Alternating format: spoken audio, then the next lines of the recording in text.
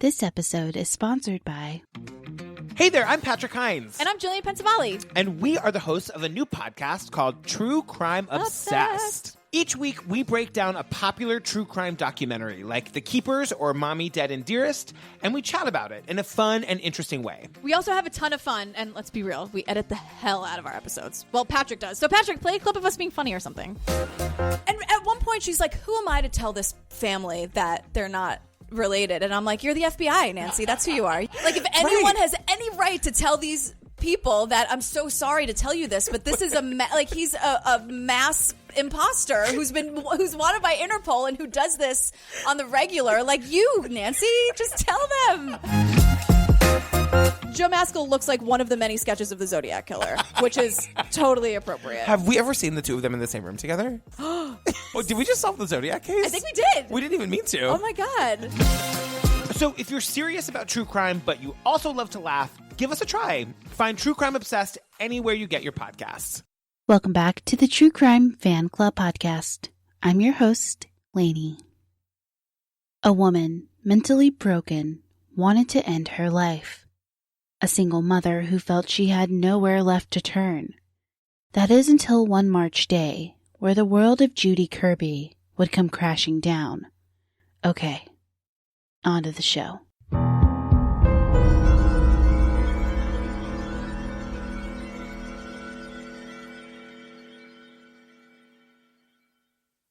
I want to know why.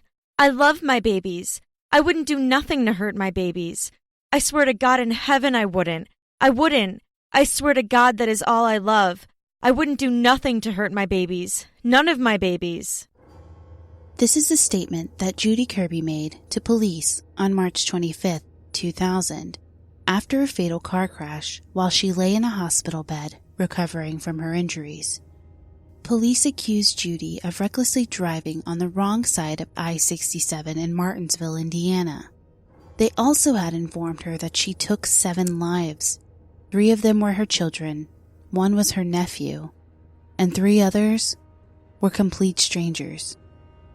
While Judy's state of mind is going to be questionable throughout this episode, it's irrefutable that she caused the car accident that took the lives of 7 people. 6 of them, children. 7 months before the crash, Judy gave birth to her 8th biological child and 10th child overall. She had also had 2 adopted children living with her. Despite what should have been a happy occasion, Judy's mental health had deteriorated. Her relationship with Tenny Kirby, the father of her 2 youngest children, was on the rocks due to his infidelity. She had caught him cheating, and she was tired of it. She believed that he was no longer attracted to her because of what pregnancy had done to her body. She had too much going on at once.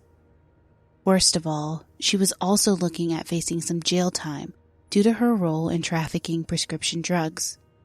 She couldn't be taken away from her babies. She just couldn't. Her family claims that her mental health turned from depression to psychosis rapidly. They claim that she became incredibly paranoid. Some of her bizarre behavior included wearing disguises, placing cameras in trees surrounding her home, reporting that people were watching her and following her, and she even expressed thoughts of suicide. Judy's family became so concerned about her behavior that on March 2nd, 2000, a little over 3 weeks before the fatal crash, they had her involuntarily committed to the psychiatric unit at St. Francis Hospital.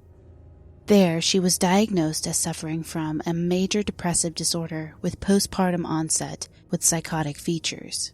They put her on Risperdal, an antipsychotic drug, and she was also diagnosed with hyperthyroidism. Postpartum psychosis is a rare but dangerous condition. It only occurs in 1 or 2 per 1,000 women who give birth. And of those 1 or 2 women, only 4% end up committing infanticide. Early symptoms of postpartum psychosis include mania, restlessness, irritability, and insomnia.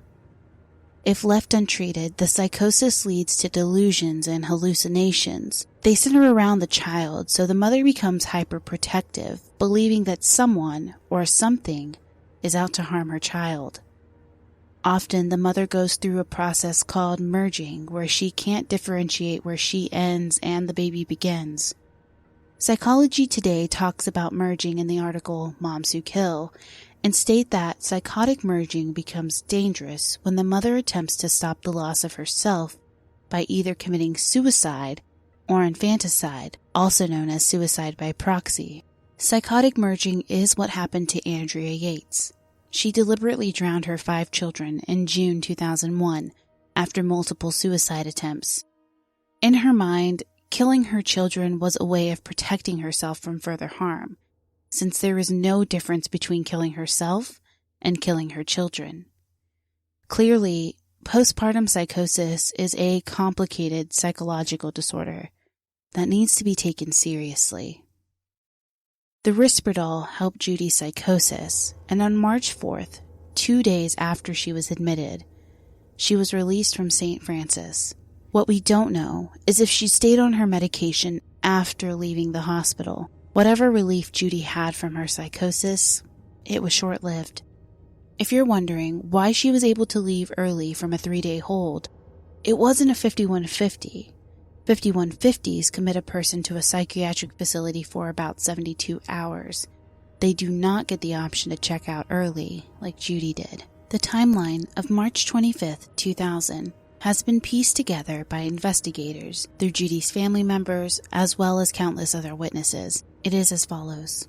At 11:30 a.m., Judy, who was accompanied by nephew Jeremy Young, who was celebrating his 10th birthday, drives to her sister's home to pick up her children, Joni, age 9, Jacob, age 5, and Jordan, age 12. At noon, Judy arrives at the home of her sister, Janetta Scott. Judy leaves around 2 p.m. with all 4 of her children. And Janetta felt something was wrong when they all stopped at McDonald's to get something to drink. Something inside of her told her she needed to follow Judy and keep an eye on her. She made up the excuse that she wanted to buy Jeremy a toy for his birthday, so Janetta follows in her car as they drive to Toys R Us. It would be the last time she sees the children alive. At 2:30 p.m., Janetta loses track of Judy when Judy stops in traffic. The stop forces Janetta to go around Judy. She turns around to go back, thinking Judy is having car trouble, but she's unable to find her. Judy had driven off as soon as her sister turned the corner. Sometime between 3 and 3:30 p.m., a man working in his yard sees Judy when she stops her car in front of his house. He reports that Judy stared at him for a few minutes, came to, and then left. Then between 3:30 and 4 o'clock p.m., 2 women see Judy's car stopped in traffic. They approach her and ask her if there is a problem, and ask her if she needs to make a phone call. She nods that she does, and they loan her a cell phone. But then Judy drives off and returns 2 minutes later with the phone. She sits in the driveway of the home staring blankly ahead for 5 minutes. The homeowner had called the police when Judy took off with her phone, but it's not clear if she called them back to say the woman had returned. At 4 p.m., Judy arrives to the Valley Brook Mobile Home Park. There, she enters the clubhouse where a baby shower is taking place. No one seems to recognize her. Witnesses say that Judy stated, "I need help." When asked what type of help, she replied, "I need a birthday party." People at the shower think that Judy might be looking for a gathering at the park's other clubhouse and give her directions to that site. She would stay at the shower for about 15 to 20 minutes before finally leaving. From 4:10 to 4:45 p.m., there are no reported sightings as Judy drives the 21.5 miles from the south side of Indiana to Martinsville. At 4:45 p.m., she arrives at the Speedway gas station on the edge of Martinsville. CCTV footage shows her and the children walking into the gas station, paying $3 for gasoline and buying some candy bars. An attendant reported that Judy sat in the car for several minutes before going inside to pay. She was unable to activate the gas pump, so he assisted her. This is the 3rd time that day that someone claims to see Judy just sitting in her car, doing nothing. At 4:55 p.m., witnesses begin reporting a white late-model Pontiac Firebird, which entered the southbound lanes of I-67 at the exit ramp on Pumpkin Vine Hill Road, driving the wrong way on the highway. The car is reported traveling at a high speed, with estimates varying between 55 miles an hour and 100 miles an hour. One witness described seeing a small boy in the front seat who looked to be on his knees, his hands outstretched to the dash as if he was holding on, and the driver's blonde hair was blowing in the wind.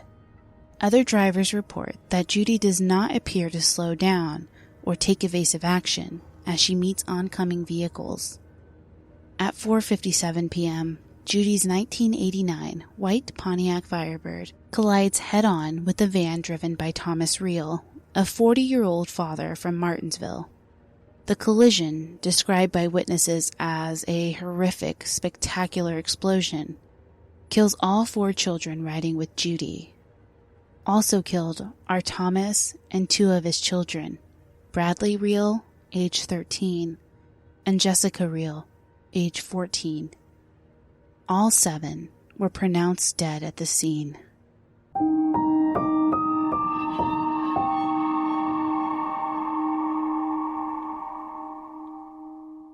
I'm going to pause the case right here so you can hear a word from our sponsor.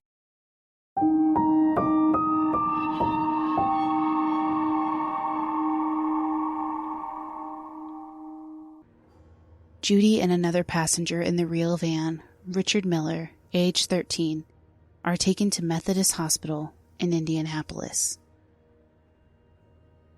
Judy was arrested upon release, where she was then booked into Morgan County Jail. She was charged with 7 counts of murder, 4 counts of neglect of a dependent with serious injury, and 1 count of aggravated battery by inflicting an injury that creates a substantial risk of death or cause. On April 17, 2000, Judy appeared in person by video from Morgan County Jail, where she entered a plea of not guilty. She elected to hire her own counsel and initially retained defense attorney David Hennessy, but later replaced him with attorney Tom Jones. After numerous pretrial hearings and evaluations to determine her competency to stand trial, it finally began on April 24, 2001. The jurors and court spectators would be shown horrific photos of the carnage that Judy's driving caused. The twisted, mangled, and utterly destroyed Firebird shocked them. About 100 witnesses were called to testify on behalf of the prosecution. Several of them were Judy's own family members. Her ex-husband and father to 5 of her children, Victor Kirby, testified on behalf of the prosecution.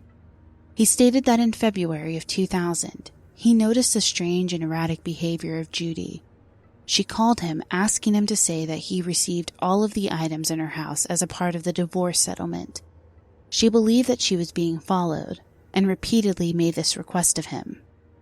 He then traveled to her home to pick up his 2 eldest sons, Josh and Justin, to celebrate Josh's birthday in Kentucky. When they returned, Justin told him that his mother had been planning on taking her life.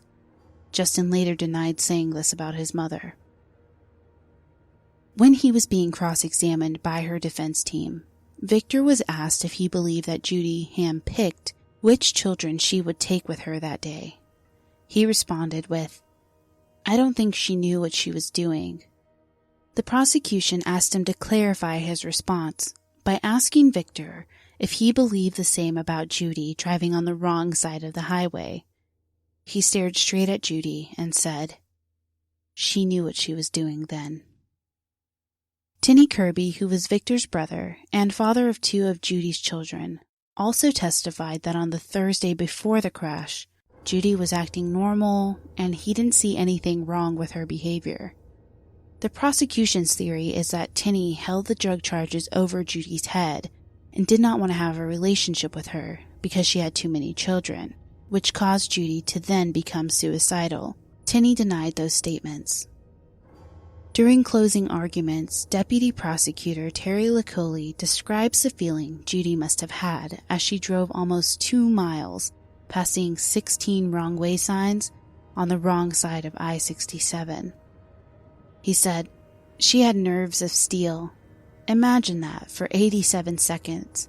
Cars coming at you, swerving, trying to get you to stop. 9 vehicles. Judy knows they can't all avoid her, so she goes faster and faster. She nails it." He then paused for 87 seconds to demonstrate how much time Judy had to pull over and save the lives of 7 people. Her defense team stuck with the notion that a thyroid disease was responsible for her actions and that she was not suicidal. Tom Jones said that Judy was a loving mother who was misdiagnosed and improperly treated. She would have never intentionally harmed her children. She loved them. She was just lost in her psychosis. The crash was so horrific that, when asked at trial, many first responders claimed to still have nightmares of what they saw. It's a wonder that anyone was able to walk away at all from that crash. However, the survivors were not unscathed. Judy was thrown from her car and suffered a closed head injury. Richard Miller's injuries have caused permanent impairment of his back and right foot. On May 11, 2001, all parties rested their cases, and the jury began to deliberate her fate. 10 hours later, the jury announced that they had reached a verdict. Judy was found guilty on all counts. On June 3, 2001, she was sentenced to a total of 215 years in prison. Her latest appeal was in 2015. She raised 2 issues to be considered. 1, she received ineffective assistance of trial counsel. 2, she received ineffective assistance of appeal counsel. The court denied her claim, stating that Kirby contends that she was denied the effective assistance of both trial and appellate counsel. The standard by which we review claims of ineffective assistance of counsel is well established. In order to prevail on a claim of this nature, she must satisfy a 2-pronged test showing that 1, her counsel's performance fell below an objective standard of reasonableness based on prevailing professional norms. 2, there is a reasonable probability that but for the counsel's errors, the result of the proceeding would have been different. Based on the foregoing, we conclude that Kirby received effective assistance of counsel, and therefore, the post-conviction court properly denied Kirby's petition for post-conviction relief. Louise Cosry, who lost her husband Thomas and 2 children in that fatal car accident, had this to say about seeing Judy during her appeal hearing. "That was overwhelming to see her again. I don't think her countenance or demeanor has changed. I don't see any forgiveness. Her head was down, that solemn look. I don't think there is any change in her at all. There is just no accountability, and people think when they do something wrong, they can get away with it, or we can find a loophole for you to get away with it. It's not going to happen." Judy remains in the Indiana Women's Prison. She is now 49 years old. Her earliest possible release date is 3/29/2106. She would be 138 years old. I have written to Judy to see if she would like to provide a statement for the show. If she responds, I'll provide an update. This case kind of hit close to home for me. Understanding that postpartum psychosis is a real disease brought me back to a time in high school when one of my classmates, we'll call her Christy, had a mother who was somewhat of a religious fanatic. She would come to class and always say how crazy her mom was and that her mom was really strict with her. And of course, as a teenager, you kind of roll your eyes because you're like, well, yeah, we all have strict parents. Of course she is. And then on September 23rd, 2003, at around 6:30 p.m., Christy's stepfather arrived home. He noticed that the garage door had gotten stuck halfway up, so he had to crawl underneath it. And he saw his wife at the door of their house. She had looked really strange. And she looks at him and says, "Something happened to the girls, and I don't want them to suffer." He was really confused, but he walked through the house and was looking for his 2 daughters, who were 6 and 3 at the time. He later found them in the master bedroom. They were naked, wet, and covered with a blanket. So he immediately, of course, called 911. And he's screaming, that his wife had hurt her. And he said, they're unconscious. There's something coming out of their mouths. I don't know what the heck is going. I don't know what my wife did. Get your ass over here, please. And he's just yelling and crying and screaming, for his daughters to come back. So he paces around the house a little bit in the garage, and he starts looking for his wife because he's so angry.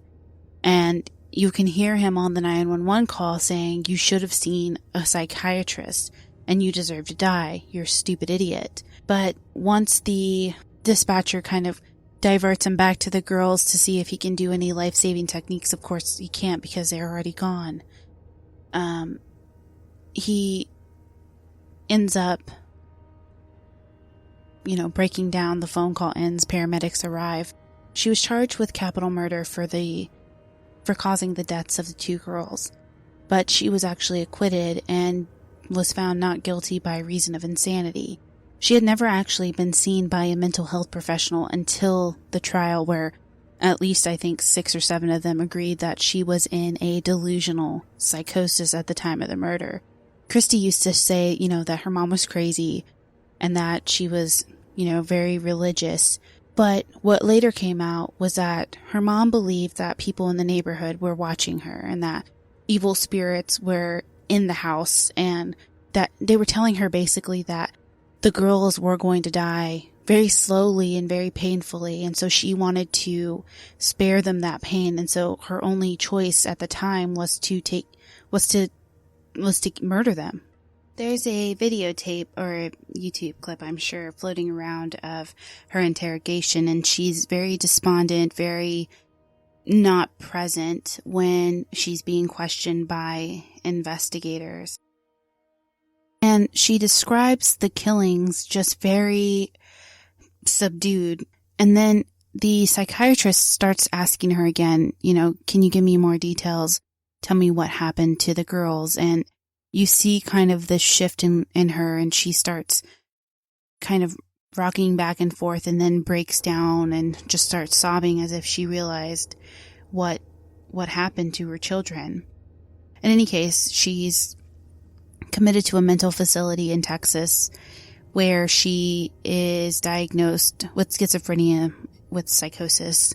And she was successfully treated according to the state of Texas. So 2 years after that, so around 2005, 2006-ish, she appears before a Collin County judge who grants her release, and she enters into outpatient treatment. She still had conditions upon her release, so it's not like she was walking out free, but Judy's story really kind of reminded me of that whole situation where you look at somebody who is clearly suffering, but you kind of brush it under the rug. And so for Christy's mom, it was, she's just crazy or this, and nobody actually helped her. Nobody forced her to enter into a mental hospital or something, and I could go on and on about the mental health crisis we have in this country and how, it's hard to find assistance for that. But it really just reminded me of her. It's been about 14 years since that happened.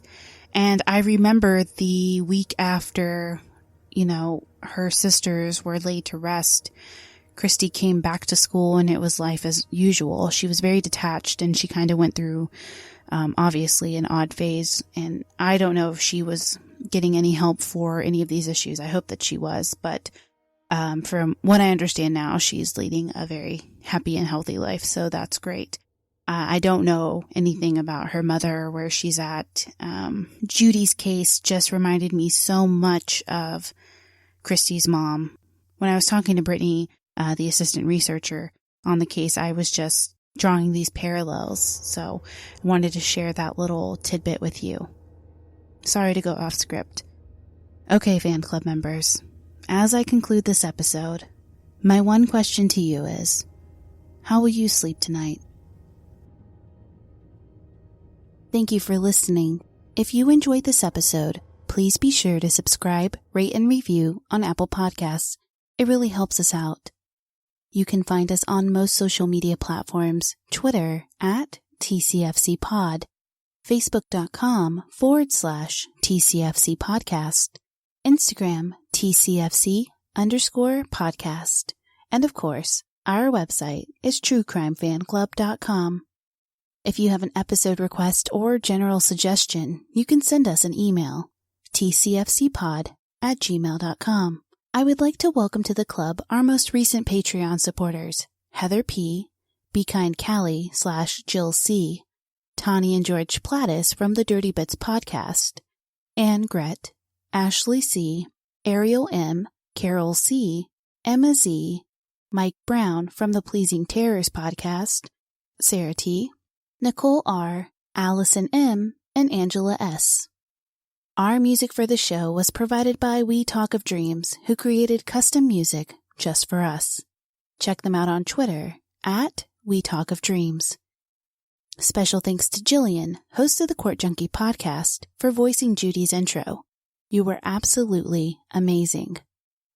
Research assistance and content editing for this episode was provided by Brittany Martinez. Brittany's also going to lead the next full episode. I can't wait for you guys to hear it. To discuss this episode and other cases, head over to the Facebook discussion group. Just search for True Crime Fan Club discussion group, and one of our lovely mods will add you. So all that comes out is, damn, girl.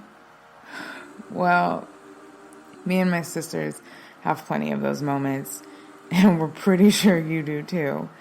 Share them with us at damngirlpod@gmail.com and check out our podcast. Damn Girl. Okay. Bye.